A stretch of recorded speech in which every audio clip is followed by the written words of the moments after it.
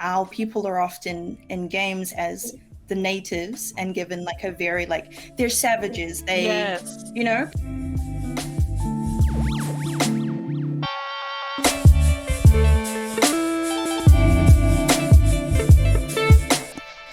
Hey, all right. Oh, that was the We're Live cue. We're live. How you doing, you mob? Hey. Hey. Hi. Well, hello and welcome to the official Digitech Twitch channel. My name is Celeste and I'll be hosting tonight's panel, which is representation in games. And Digitech is a not-for-profit organisation that works to increase the representation of Aboriginal and Torres Strait Islander people in tech and STEM here in Australia.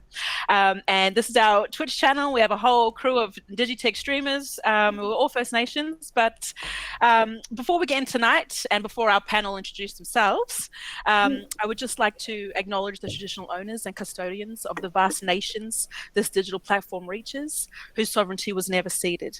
And we extend our respect to elders both past and present, and to all my First Nations brothers and sisters across the globe right now. Hello, and especially those to the mob here in Australia and those abroad in Aotearoa. So, anything anyone wants to add to that in your intro, but we'll get straight into it. So, tell me what your name is, where you're from, what you're about, and I guess what your fave game is at the moment. Starting with Sissy. Put me on the spot. Oh, wow. First in, get it done. Okay, yeah. And, you guys will be stressing out. I'll be there. Ooh, so I've done the dusted. Yeah. My name's Pinna. Everyone knows me by Sissy Juice. I live on Thalgari Wadja Wulgarukba land. That's Townsville, traditional owners, extending to Gugu Barden and the Wagi mobs. At the moment, I'm still playing on PS4. I'm going to transition to PC soon. Join everyone else there. And I'm currently playing Subnautica, and I'm obsessed with it, and it's just sickening. It's so gross. So I just play it so much. I don't even want to tell you how many hours I have logged on that game. But besides that, and also Apex. So, yeah, it's nice to be here. I'm so glad Ben asked me to, come on, rant even there. And it's great that you could be here to join us today. We love it. Thanks for that. Phoebe. Hi everyone, my name's Phoebe. I'm a proud Yarrangoodridge woman from the Ma Nation, which is all the way down near Warrnambool. And I'm currently on Boonwurrung land, and I am an Indigenous game designer. So if you've heard about Enchanted, I've been working on that with Dragonverse Studios, which has been really awesome. And my favorite game, it's so difficult. I know everybody says that, but I think I just have to stick to my tried and true, which is like just Skyrim Elder Scrolls. It's definitely the one I've clocked the most hours in, so that's mine. Peach. Hello, kia ora. I'm Peach. I'm our New Zealand correspondent. I'm from Aotearoa. I'm the odd one out. I am Māori. I won't share like our import I saw in chat pretty much. I won't share what land or tribe I'm from and live on, just because I try and keep my location under wraps. For a very small country. There's like 10 people here. I don't want anyone coming to my house, but it's great. It's great land. I love it, and I love being from it. And my favorite game is, at the moment, it's World of Warcraft. That's what I play 24 hours a day and stream. But all time, I would probably say Skyrim as well, because it's the best. But yeah, that's me. It is. And thank you so much for having me. Oh, good. Had to have someone from Aotearoa representing today. And Mr. Barmy Army. Hey, true. All right, my name's Ben. A lot of people call me Barmy. I'm Wiradjuri. I'm here on Bidjigal land. And hey, what? Laughing at Wiradjuri there? Biggest mob, look out. Biggest mob. And and I work with Digitech. And I'm just really happy to be here with all these deadly people on this panel. My favorite game, hands down, the Baldur's Gate series. Been playing that since way back in the day as an old fella here on this panel. But back in the 90s, late 90s, I'm addicted to that game so bad, and I've played every one since. So that's my favourite. Thank you, Cece. Okay, all good, all good. So obviously this panel is about representation in games, and you know, the panel here, the mob tonight, will just be talking about their experiences or just speaking their truth in what their observations and findings are within the gaming industry. But I guess most industries and companies are now being brought into conversations surrounding systemic race and the lack of representation within most industries. And the gaming industry is no exception to that.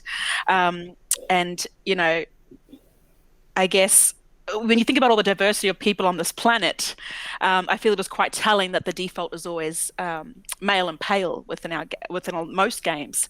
And so I guess my question is, to kick this off, I guess, how have you found the representation has, I guess, changed or progressed or not progressed over the years or since you've been gaming? Who's going to start? You go, Phoebe. Damn it.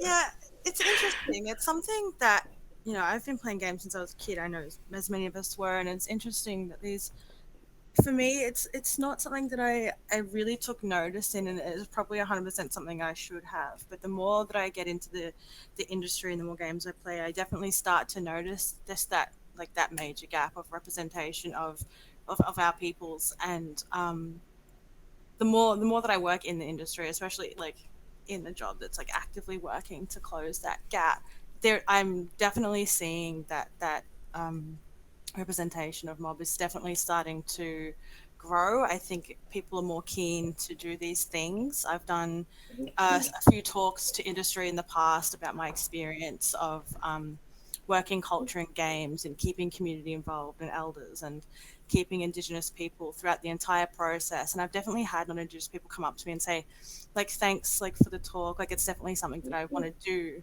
I'm just not sure how to go about it. So there's definitely a shift that's happening. That's what I've noticed. Yep. Anyone want to add to that? I just think the biggest change I've noticed is an actual awareness of what we have been and still are lacking. Because I know me personally, growing up, I've been gaming since I was born, because I was born into a big gaming family, started on a PS1. I've played every iteration of every different console and also PC gaming. But what I didn't realize growing up is when I would make a character or was, in the default character, I was usually playing somebody who was white and usually male,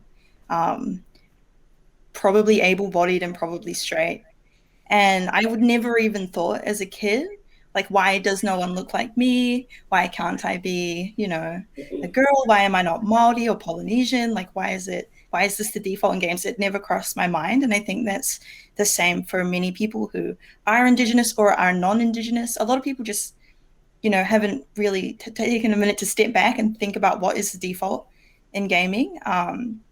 But now that I'm older and I'm more actively involved in the gaming industry, I can see that Indigenous people, Black people, we're realizing what is lacking, but also our white friends, streamers, gamers in the industry as well, I think, are starting to see that there is this absence of diversity in gaming, behind the scenes and on screen. So I think awareness-wise, it's really improving and increasing, but I still think there's such a long way to go. Yeah. Absolutely. That's definitely true. I think, I don't know, but as someone who plays a lot of games that are kind of set in a fantasy setting, right? So whether I'm playing Dungeons and Dragons or whether I'm playing, for example, the game that I love, Baldur's Gate, as those games got developed, you're in a different setting, and they did introduce. I remember Baldur's Gate 2.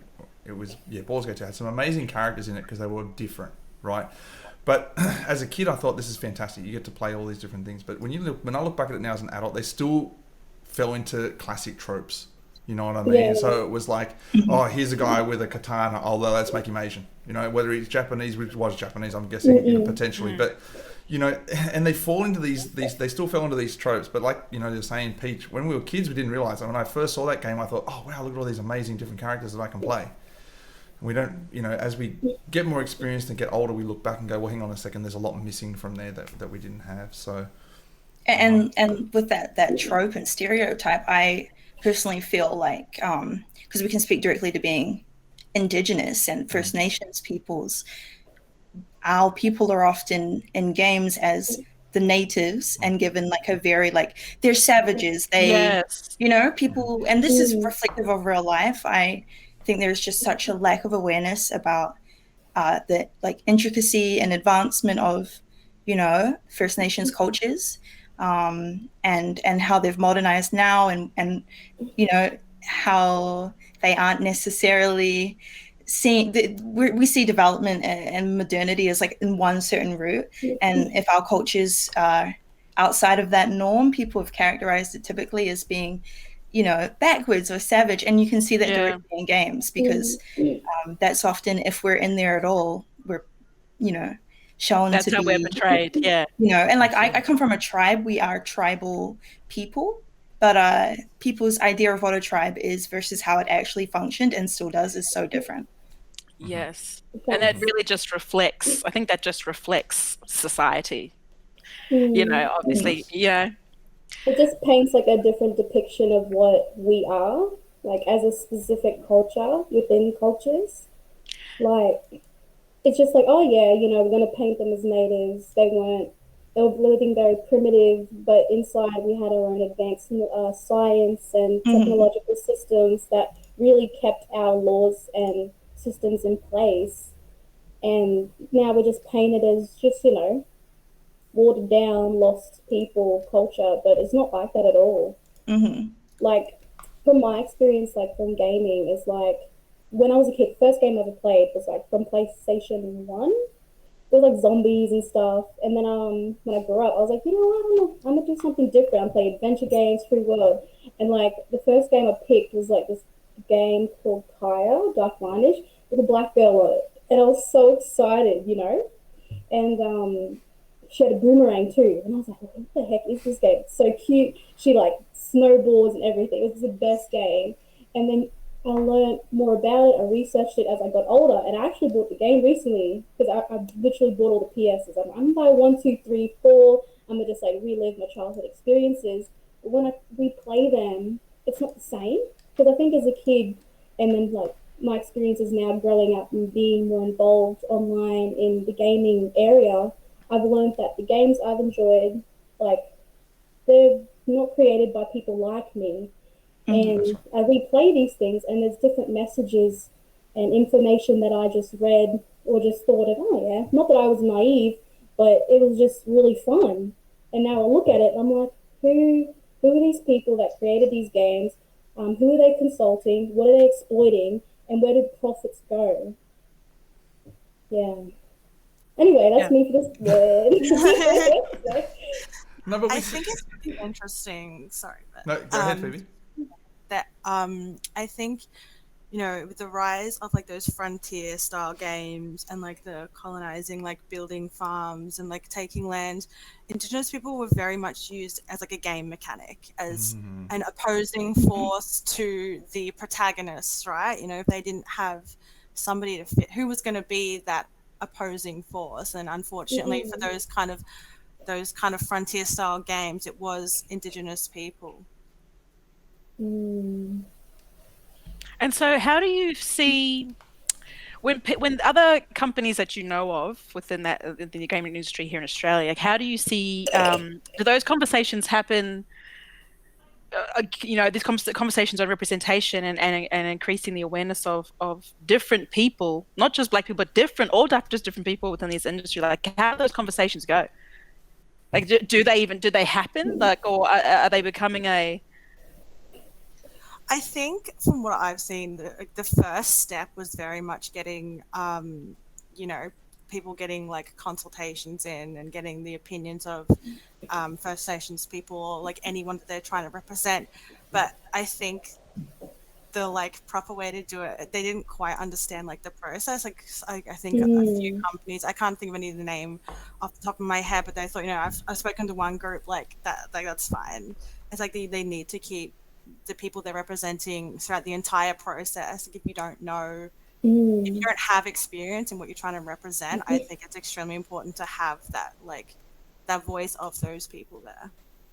Because like, not everybody who is like Indigenous or, Māori or Aboriginal, Torres Strait Islander all think the same. It's not like one opinion on everything. So that is another issue, is they might bring one consultant in who has one point of view and run with it, and find that is not, necessarily a really commonly held view as well. That's a really good point. I mean, we had this kind of discussion recently generally about that, where around consultation. And it's one of the funny things that I find with consultation is that it's not really documented and celebrated. So like for example, like you'll find out that there'll be consultation that's been done, right? Let's pick one that's really, really high profile, right? Cyberpunk. Oh, we did consultation on this. With who? With who though, right? There's no document. That's how our mobs work. Who your mob, where you're from, right? Who did you talk to? What was their view? But like you say, Peach, like they can talk to one group or one organization or one person, and now they go, oh yeah, you can go ahead with whatever plan you have.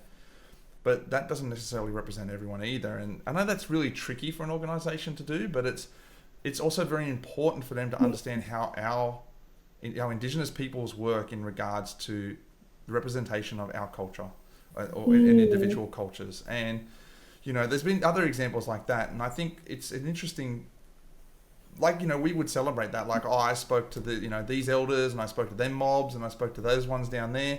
We would say that, right, when someone would say, hey, who did you talk to? Oh, well, these is who. And also because the cyberpunk controversy was super, super close to like my own personal heart, because I had pre-ordered the game, was very excited about it, and was upset enough to decide not to play it or stream it over the use of tā moko, which is like Māori tattoos, typically facial tattoos, incredibly important cultural significance, and there is a way that you could use our culture in a video game that would be respectful, used correctly. There is a version of tā moko which is for non-Māori people. So it's not to say you couldn't incorporate the culture, but the way they did it did not embody Māori belief around keeping our cultural traditions rooted in our culture and respectful to it. And there were definitely mixed opinions about it, with some Māori people totally fine, didn't care. Some were upset, but not upset enough to boycott. And then some like me who thought, I don't want anything to do with this. But when they say they've done consultation, my feeling is, regardless of you having done it, it hasn't landed. What you've done has really upset a huge portion of, the culture that you've taken from and wanted to have in your game. So what steps are you going to take to rectify this, or to make sure it doesn't happen again? Yeah. Because, it really was, in New Zealand, I know we're a small country and Māori people are a small percentage of the population, but it was a very, very huge impact here from that one game, because what they did really did not land with most or many Māori gamers. So. Yeah. And I think, it comes back to that, right? It's about, like, how did I describe it the other day when I was talking about it to someone? It's really just they're doing something from looking at it. They're not doing something from being about it, and that's the representation, right, Phoebe? For example, if they had Māori developers, if they had people internal that were accountable for that, right? I think that's a big issue, right? Accountability, right? As Indigenous people, we are accountable to our communities, and if you're being about it and not just being from a point looking at it and going, hey, let's add that, is a whole different discussion, right? It's a whole different discussion then to be able to say that. But the transparency around it is, as the chat was saying, is very important, and that's lacking as well. You can't just come out and say we consulted. Yeah, I can say that too. It doesn't mean anything to us, and that's a real thing that I think is important.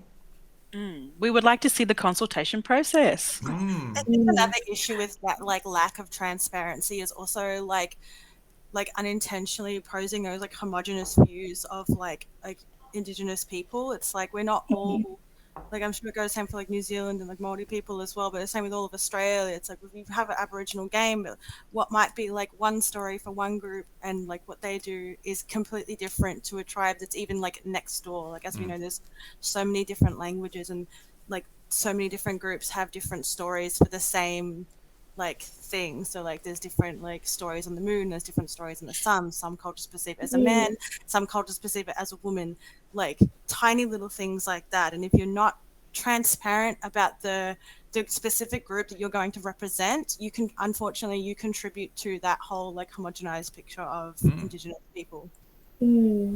That's really applicable here too.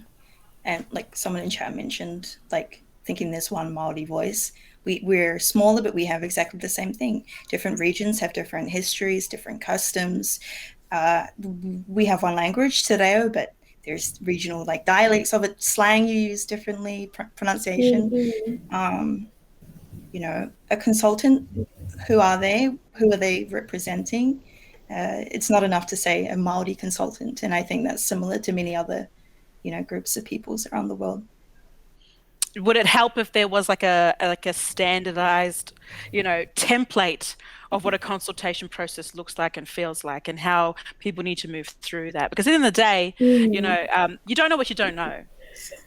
You know, and so maybe, you know, would that help? Is that something that would help the gaming industry? Or just, you know what, that would help a lot of industries, to be honest. You know, we talk about this is the gaming industry, but this happens across a majority of workplaces and spaces. 100%. I just want to quickly add to that, like as like a game developer, an Indigenous game developer, like that template could help other Indigenous game devs. Like even I don't know what I don't know. I don't know I'm still figuring out those processes as well sometimes, and I think it's going to be a difficult thing. I think it'll be like definitely more about the processes, but it would be, I think, the way to go. I think. I also think it would be an effective, you know, you take out the part where we just want you to be decent human beings, first and foremost. It's like, this is actually something, you know, diversity in games is actually something that would be beneficial to your business. You're missing out a whole market right here. Sometimes it's hard to understand like where the you know, why are we dragging our feet on this? Like, why don't you want to? I think it's so exciting that the idea of like the typical gamer and what they look like and who they are is kind of exploding right now, especially with the, you know, young generation who might not have typically had access to a console or a PC. Now they have cell phones and iPads, and they're coming in through different avenues really young, and then coming into more traditional gaming like mediums and games. Why wouldn't you want to appeal to more people, big groups with money behind them, with interest, you know? Why limit? You know? And it doesn't even stop at like how far like their like market could reach. Like it's a whole other world of like fantasy inspiration as well. Like all fantasy is so white, like so European, so dragons and princesses and knights in shining armor. Like if you worked really closely with like a strong group of Indigenous people, like you could come up with such new, exciting, crazy fantasy worlds and creatures, and like it's really exciting to think about. Like in Maori culture, like we have like the earth is alive, and it's like the mountains are at war, and I'm like, I want to be a mountain that's at war with another mountain over the love of a different mountain. Like, why we always just have to kill a dragon? Like, it's fantasy. You have the capability to bring these stories to life, and you can do more than, you know, a guy in a tin can fighting a dragon. But they're just like, I think I'm gonna put a dragon in. Yeah. Can I ride the dragon? Can I be the dragon? Yeah, can I be the dragon? That's very true. Yeah, so, like in my workplace, like I'm the only like mob there, which like really affects me culturally, mentally, physically, spiritually, everything. It just affects me. And the first thing I thought, you know what? I'm gonna see what my staff know. I'm gonna see know about me, and my culture. I just want to find out. And I came to the realization that they just had this idea that we're a culture. Aboriginal people are a culture when there are over 300 cultures, languages, dialects, dreamings within our mobs. And I thought, what we're going to do? We're going to start doing cultural awareness training. We're going to see what my organization is missing out on, and how to reform it, restructure it, so that the people that I work with, how they engage and talk and create new relationships with people in the community. Start doing cultural awareness trainings. We started there, and mob started. Well, not mob, more white more white friends. They really listened, and it got to the point where they started approaching me. How do we engage? What do we do? I said it all comes down to self-educating. Once I've obviously there needs to be people in there. There needs to be black mob in there helping, educating, because generations have missed out on education, especially on culture and history. They got the gamest idea of what history is in this country. They got the gamest idea. Oh, get over it. Happened 200 years ago. Okay, well, let's talk about history first, and let's just see what you think then, and then how what you've learned, how you can implement that within your organization, starting with Aboriginal and Torres Strait Islander protocols and procedures specifically for your workplace. Because with our cultures, you can't just be showing faces, can't just be exploiting languages, dances, and stuff like that. There needs to be stuff in place so people know what to do. Sorry, he's on the screen now. Okay. Come on.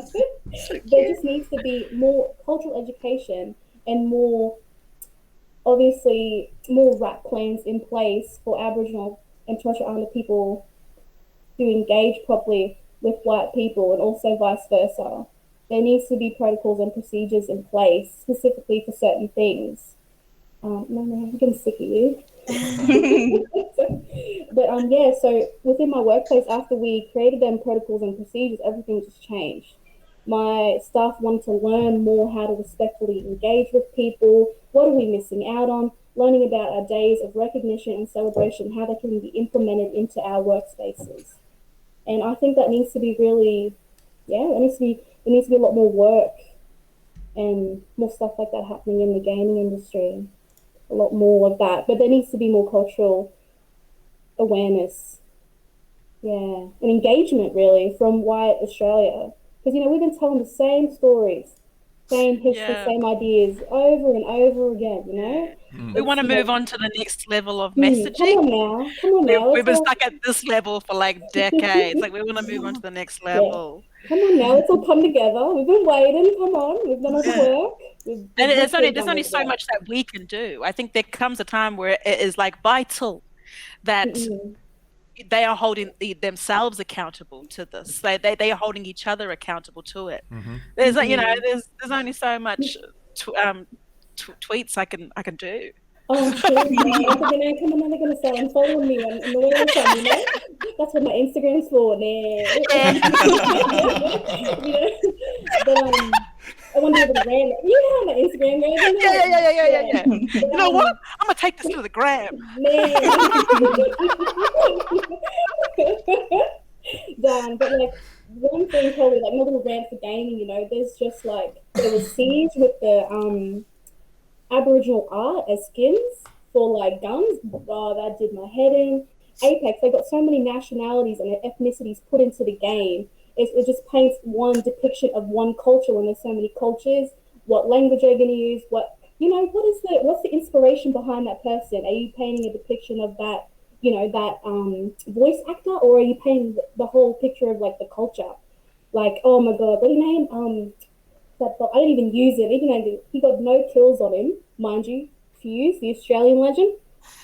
In the trailer now, they had didgeridoo music. When I heard that yickety music, I was like, no. I was It's so like, funny that you mentioned that from Apex, because as soon as I saw the release of Fuse, I tweeted them straight away and I said, hey, you missed out on a massive opportunity. Like, hire me. I will create you an Indigenous, like, character. Like, this was, like, a prime opportunity for them. True, God. And they chose Fuse. A big beer-bellied mullet. And then the That's Australian culture. Oh, yeah. I mean, in another game, Valorant, they added an Australian agent that was a white female Australian, and one of her main voice lines was like, "We need to go take our land back," and I'm like, this just is what you are gonna do? Like, how do you not ask anybody, and that just gets through and is what your idea of like an Australian agent is, and what you're going to want them to say. And I can't say if it was intentional. Like, I have no idea what went into it, but for there to be no one around that would have noticed what even myself as a New Zealander noticed, I then asked a lot of people I know who are Australian what they thought, and it sounds the same to everybody. It's like, how do you not have anybody around you? Think of how huge these games are, how much money flows in and out of them, and there's nobody behind the scenes that would hear this, see how this feels, and how uncomfortable it is to play and hear that. Hearing that makes me really distressed. Oh, that's just like rubbing it in my face about that I don't have land rights, like that just sucks. And I think it's just so tricky, like with what I think is like a big missing part of speaking about these things that crop up in gaming and Apex and Valorant and Cyberpunk is that a lot of the times when we talk about issues like this, we bring attention to it, we explain what the issues are. A lot of people reply with, it's just a game. But my feeling is this is a reflection of the world we live in. And for Indigenous people especially, what you're seeing in this game comes into real life. This is many serious issues in our communities, and when you represent us in certain harmful ways, this is messaging that's going out, especially to really young people, to continue perpetuating really harmful cycles in real life as well. So for you it may just be a game, but this is somebody's real culture, community, identity, and experiences, and it can have really harmful effects as well. It's things like that. Like, surely that these companies know that the reach that they have to people, like Fortnite dancers, like no one has to play that game to know what's happening. Like, surely they're aware of the reach and like the potential harm. So for nobody to pick up on things like that, again, we just don't understand. It's scamming. That's not a lack of scamming. It's scamming. You're far more Queensland, Maria. Yeah. That was an FAQ thing. Yeah. What was I going to say to you, man? So that's my question. So I guess in terms of like, for me, I'm not 100% in gaming like you guys are. That's what I said to you fellas before we went live. But like, I play games, but I'm not a gamer by any standard anywhere. I'm like that person when like someone's shooting at me, I'll just chuck the remote and run because my anxiety is like, no, I don't want to die. But so I guess I forgot what I was going to say again. I was ready. You were building up. I was like, what's holding us with? I'm ready. Sorry. What I'm saying is, I guess for those who don't know, or people like me who are watching right now, you never know, what are some good and I guess or bad examples you've seen in terms of representation in games? And if it was bad, was it rectified, or how was it dealt with? I mean, I can list a lot of bad. I can't think of a good. I'm trying to think of a positive. I'm struggling. Has anyone done it well? Like, how does, that has been a standard? Or... Yeah, let me try to think. While everybody's thinking, I'll just, go ahead and preface to, so I'm working on Enchanted, and, because we've got this list of ways that it's done bad, that we're working really hard to do this right. Which comes obviously through consulting all the time with everything that we put in. I will reach out to elders again and be like, hey, I keep bothering you, but like we need to, like, we would love to keep you in this process so everything is done nicely. I mean, I think there's definitely a longer list of games where it's been done poorly than there are games where it's been done well, or even if it's been done rectified. And even then, it's hard to know exactly how many games. I mean, we don't play every game out there, so. But I mean, there's some examples in here in the chat as well, which is really great. But I'll look at it from. Let's say, not computer games in the sense, but more from the tabletop role-playing game space.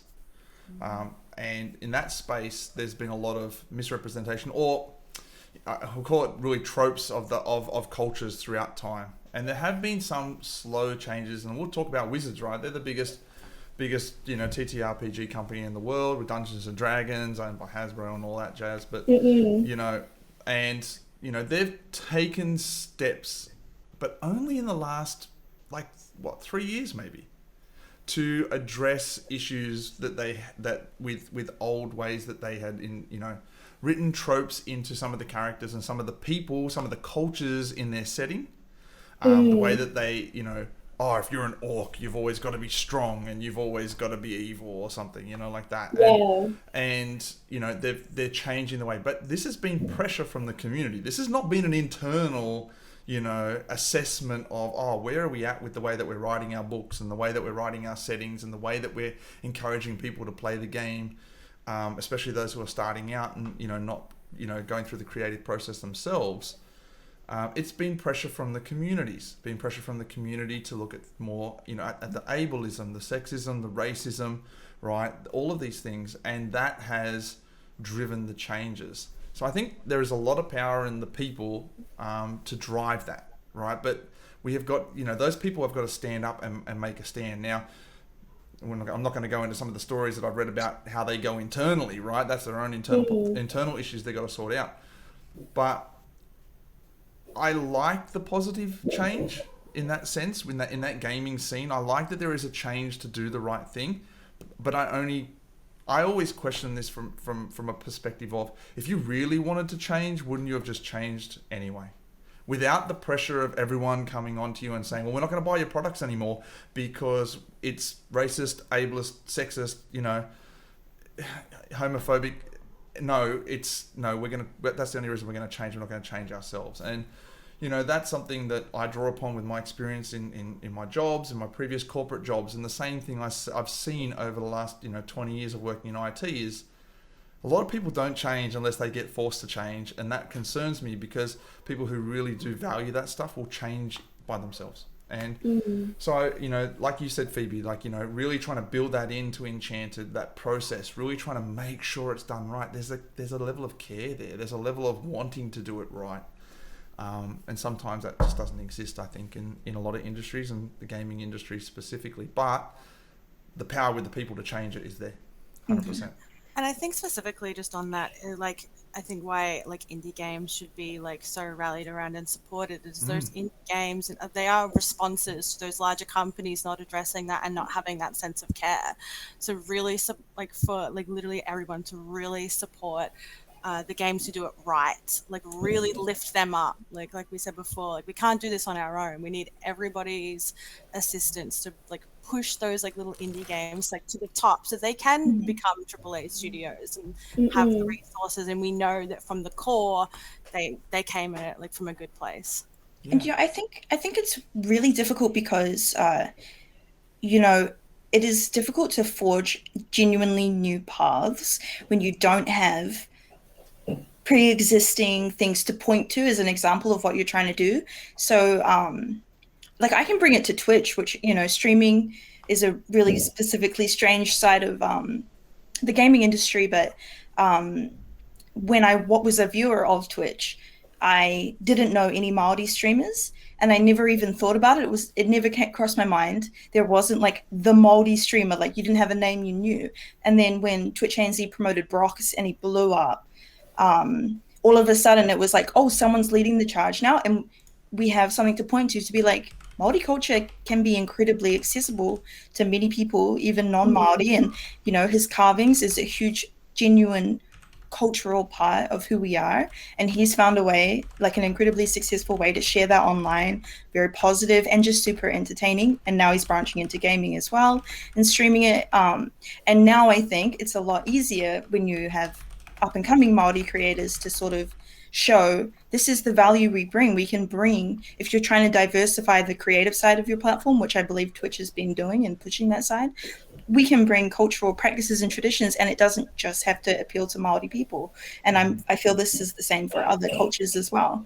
But before you have those people leading the charge, it's really hard to show what you see potential in when there's nothing to point to. And unfortunately in gaming, we've had a default representation for so long that for a lot of people and cultures, there aren't games to point to be like, we want to do something like this, but a bit like this too.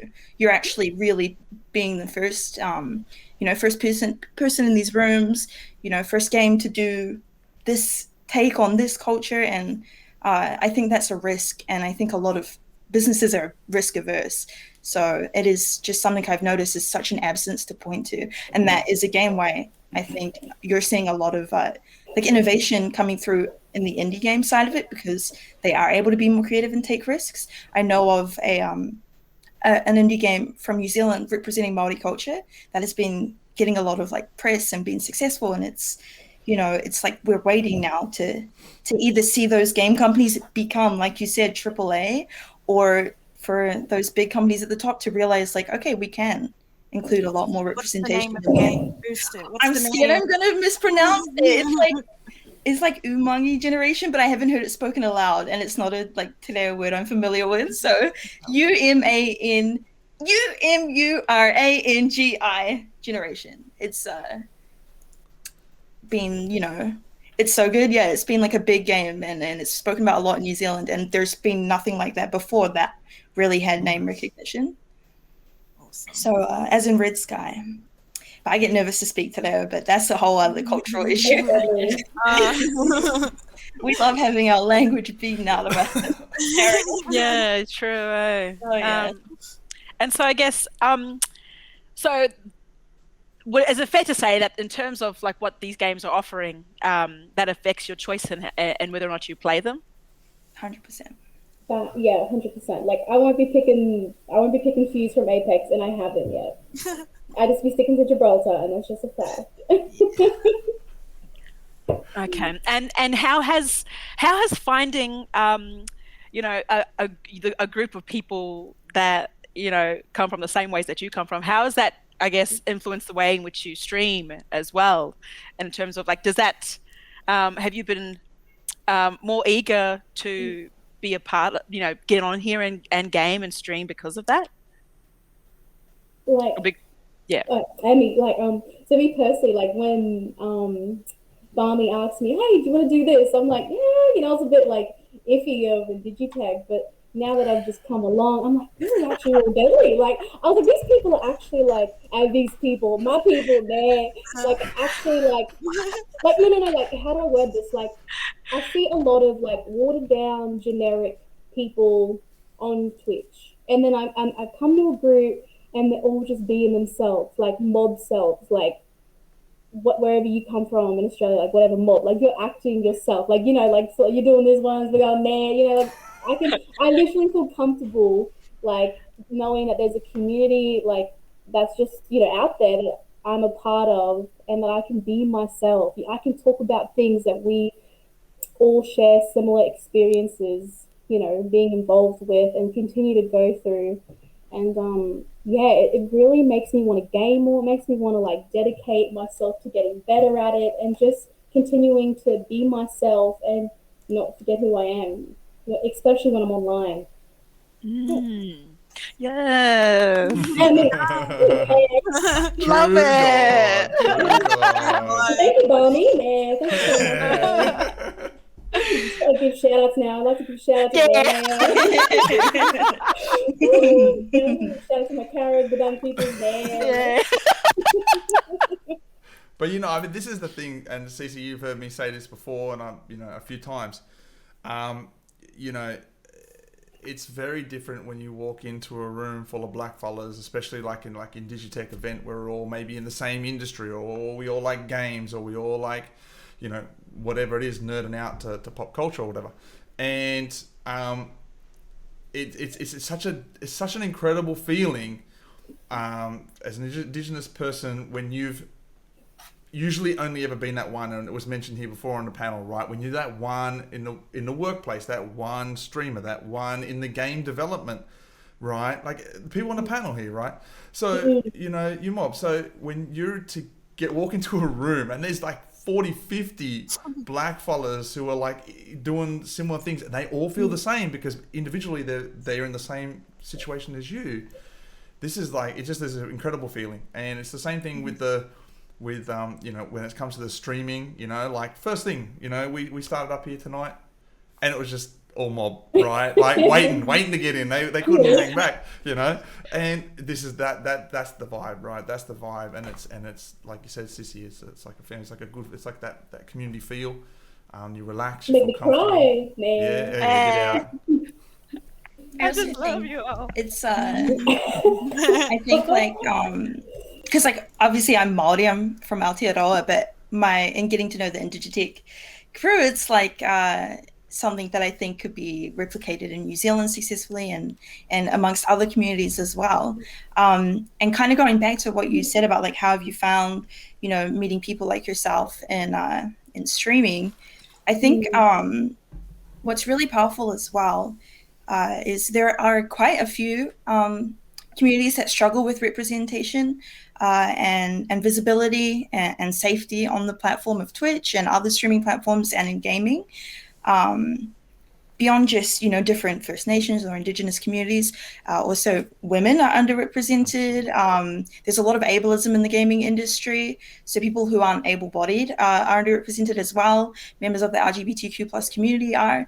And what I found hugely positive as being open about who I am and where I come from is meeting people from different communities that I'm not a part of that have come up against the same issues with representation and visibility and finding, connection through that struggle. So I think in the beginning when I was on Twitch, I didn't talk too much about being Māori, and I tried to, have my gender be as little, of the focus as possible because there is a huge, issue around women on Twitch. And what I came to realize is not only, is my background something I can use to enrich my own stream, but you can really connect with people who may not be, Indigenous like you are, but might be in a different community that faces the same issues, and you can work together to, support each other.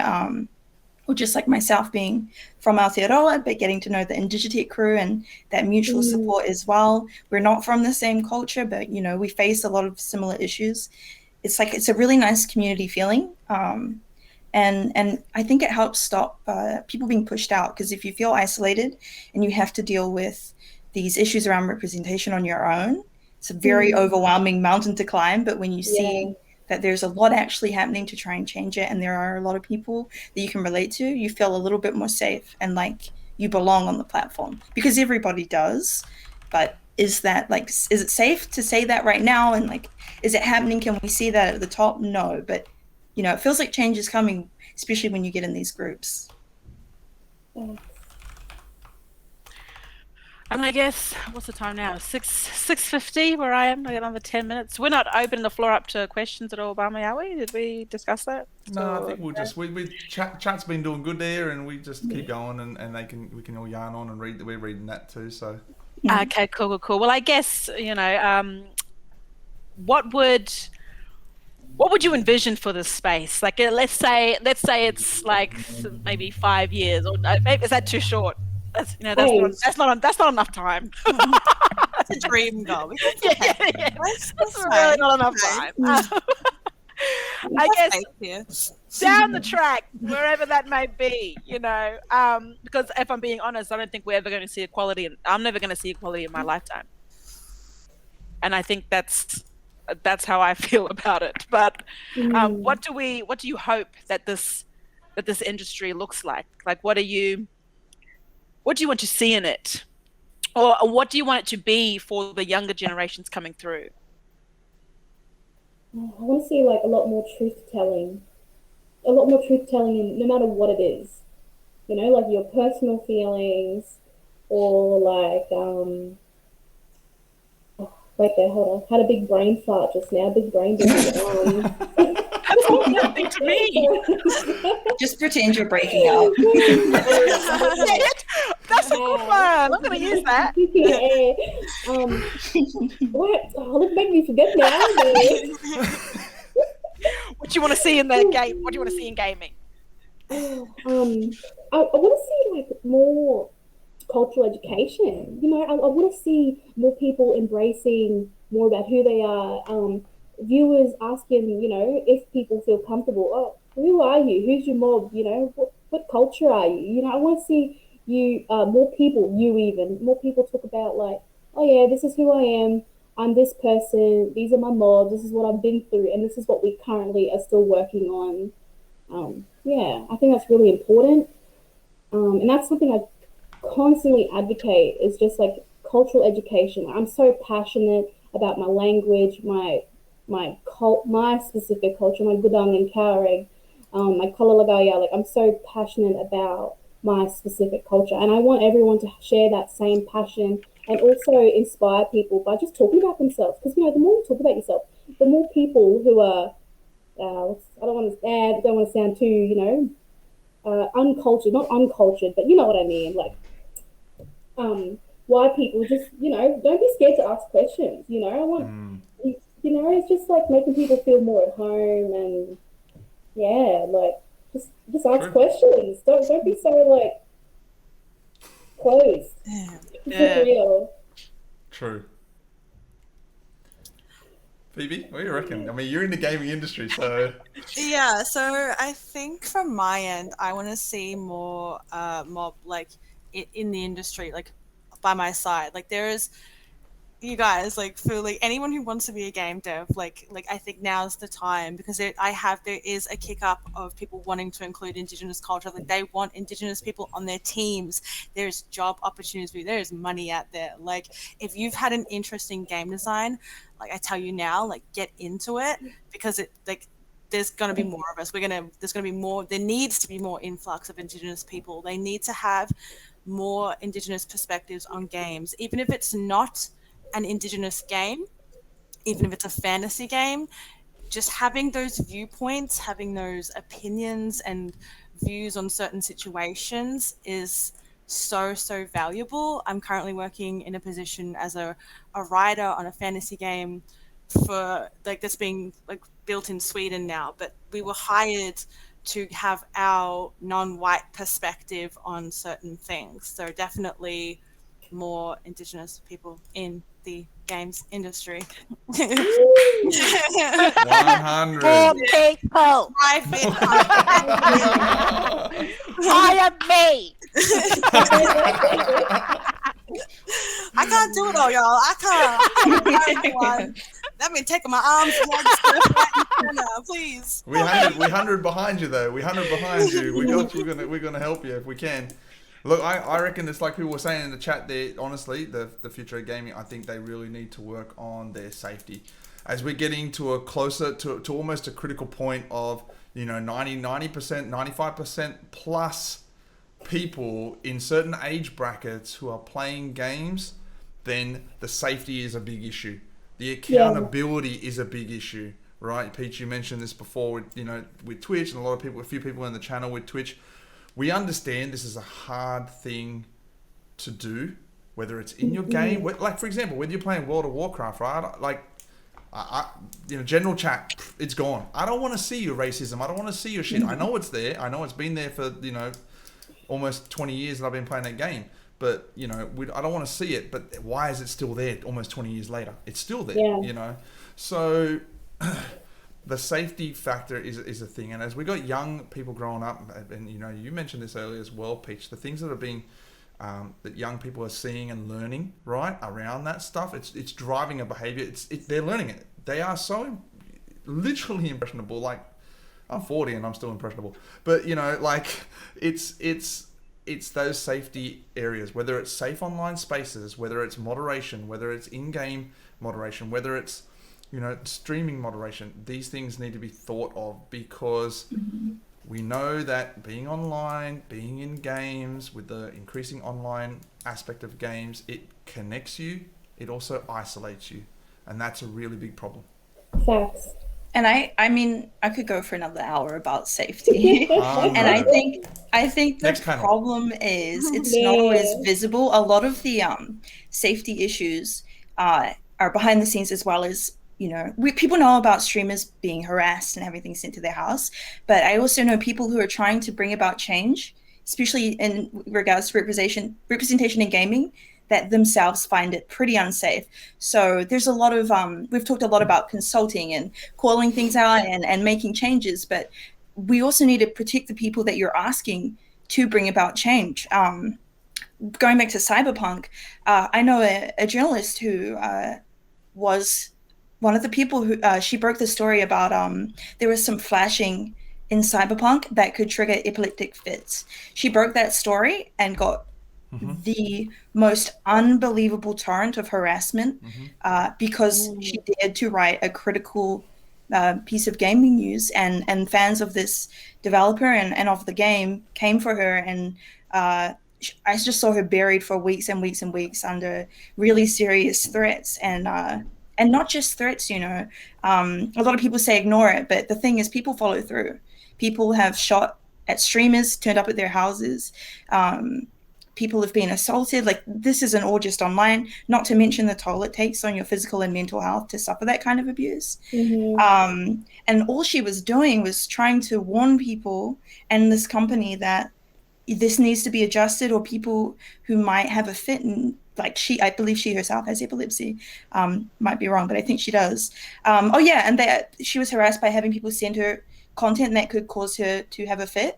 She wasn't criticizing the quality of the game. She was looking out for people's safety. Yeah. And this is a really common story. I called out a certain racist tweet that was deleted and apologized for, but then was harassed afterwards by fans. And it's like, if we're going to expect, okay, we want Indigenous people to consult and to speak up. And, if we're going to do that side of things, we also need to work on our safety. And that affects lots of different communities as well. We want more women working in tech. Okay, what if they're harassed by a member of your team, because this has happened again and again? How can they stay safe? If you're going to bring people into spaces they haven't typically been in, you need to make sure those spaces are safe for them. And it's really lacking on screen and off. So that's in the future, I just want people to be able to work to include different cultures, genders, levels of ability, without this huge amount of harassment that follows behind the scenes and, online.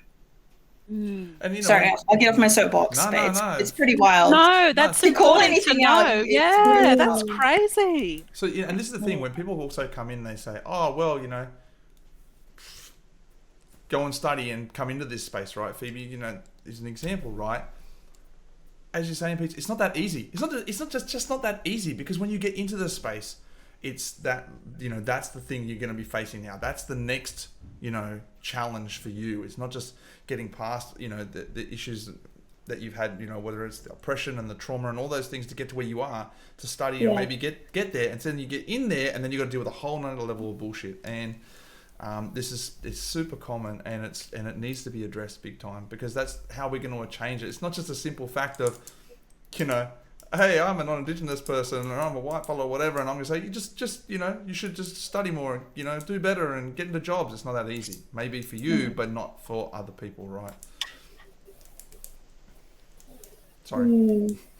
Well, these spaces were never built for us in the first place. So and that's what people need to understand, is that we are trying to gain access to a space that purposely pushed us out, or denied us access. Well, at the same time, we're trying to get other people to unlearn their problematic and racist behaviors, and then get them to learn or relearn something different. Like, people don't really understand the type of pressure and the type of energy that is required from us to exist in these spaces, and when all we want to do is just that, exist. So because it literally goes back to the beginning of game design. Who were the first people to start working on game design? It was people who had access to computers, who had access to learning and access to the resources, and they were non-Indigenous people. And then they forged the gaming industry, and they formed like these formulas that work, these formulas that are so like white focused. So we're literally trying to change a system that probably really doesn't want to change because it's working for them right now, and they're scared. Yes. How are we all feeling? 7 o'clock on the dot. 7 o'clock on the dot. Time for a charge now. Time for a charge. Tommy, yeah. Does anyone have anything else to add before I close us off today? Just thanks for having me. I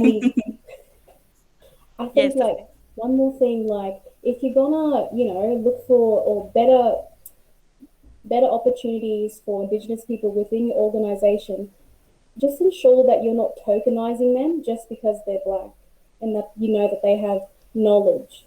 It's important to employ more than one person. Like, it's hard, especially in areas that are predominantly white, because when I work at where I work, my community is diverse, and the one thing I said to my staff was, our staff need to reflect our community. What is our community here?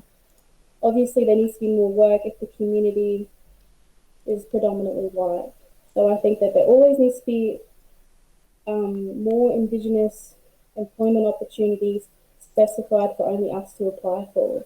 So it increases our, more representation in spaces. Yes, agreed. Okay. Oh, well, thank you for all being a part of this panel. We really appreciate it in Digitech, and we'll keep working to get everyone involved and spread the message. And I just want to thank you all for being here today, and we've really enjoyed this and being able to yarn and have meaningful discussions rather than just be educating the whole time. So I really appreciate all of you, and I appreciate everyone for viewing and all the mob on at home watching, and for being a part of it and engaging with us tonight. Shout out to the mob. Yeah, shout out to the mob. I also, before we go, I just wanted to also thank Twitch for sponsoring this panel tonight. And you should hear more from us and Twitch as the year goes on. Hey, too deadly this host, true God. Spoilers now. I felt like I just gave away a whole fucking plot twist to a movie. Dog. Anyone thinks this? I'm a Marvel actor, and Marvel actor, I'm dead. What the hang? Okay. All right. Tom Holland moment. Yeah, I was like, was I not supposed to say that? Oh my god. Batman died. Okay, You were bust out. Oh, you laughed. You so infectious.